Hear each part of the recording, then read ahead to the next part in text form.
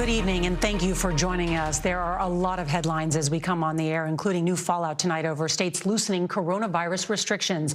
And we're going to get to that in just a moment. But we're going to begin with breaking news, because for the first time tonight, one of the women accusing New York Governor Andrew Cuomo is speaking out to CBS News on camera, detailing what she says was clear sexual harassment by the powerful Democrat and head of the National Governors Association. Cuomo's former executive assistant, Charlotte Bennett, says the governor asked her intimate and inappropriate questions about her personal life, all, she says, in an attempt to sleep with her.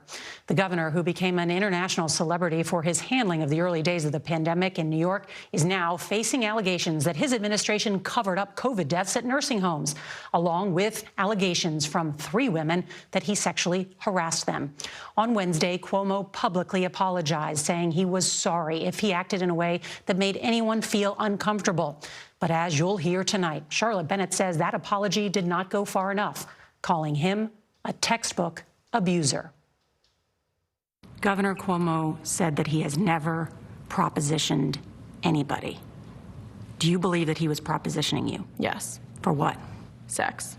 In the spring of 2020, New York was the epicenter of the COVID crisis. The pandemic was obviously stressful for all of us, and he was on TV nearly every day talking about it. You make that gown look good? So you think all this national attention may have emboldened him?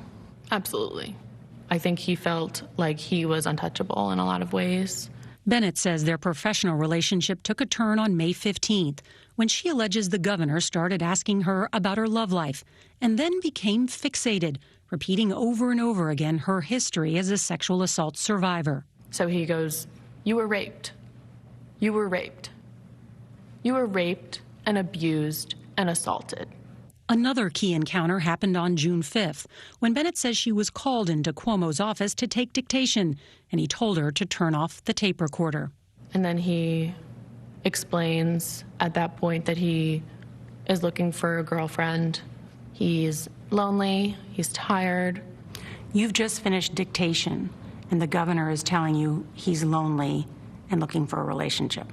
Yes. He asked if I had trouble enjoying being with someone because of my trauma. This seems highly inappropriate. Yeah. The governor asked me if I was sensitive to intimacy. In his office? Yes. During the workday. You have been quoted as saying that he also asked you about if you'd ever been with an older man. Yeah. He asked me if age difference mattered. He also explained that he was fine with anyone over 22. And how old are you?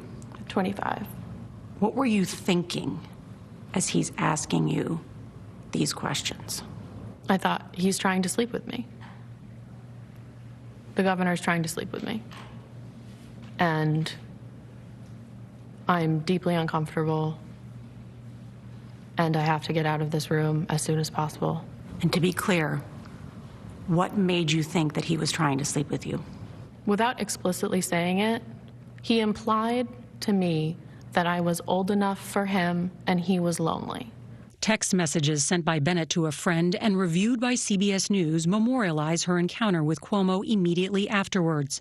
Bennett tells her friend the governor, quote, talked about age differences in relationships. The friend who verified the messages asks, wait, what? Did he do something? Bennett responds, no, but it was like the most explicit it could be. How did you respond to those questions? I responded honestly. And when I was even thinking of coming forward, I think that was where I held the most shame. And that, like, I really was uncomfortable. Why did you feel shame? I feel like people put the onus on the woman to shut that conversation down. And by answering, I was somehow engaging in that or enabling it, when in fact I was just terrified. People will watch this and say, why didn't you get up and leave? It didn't feel like I had a choice. He's your boss. He's my boss. He's everyone's boss. Governor Cuomo said in a statement that what he said may have, quote, been misinterpreted. Did you misinterpret him? No. I understood him loud and clear. It just didn't go the way he planned. I never knew at the time I was making anyone feel uncomfortable. Did you watch Governor Cuomo's apology? I did. It's not an apology. It's not an issue of my feelings. It's an issue of his actions. The fact is that he was sexually harassing me, and he has not apologized for sexually harassing me. And he can't even use my name. And we reached out to Governor Cuomo's office to respond to Charlotte Bennett's claims. They directed us to the governor's apology yesterday and asked people to wait for results of the state attorney general's investigation. And there's more news from our interview with Charlotte. That'll be tomorrow on CBS This Morning. And there'll be more news right here tomorrow on the CBS Evening News.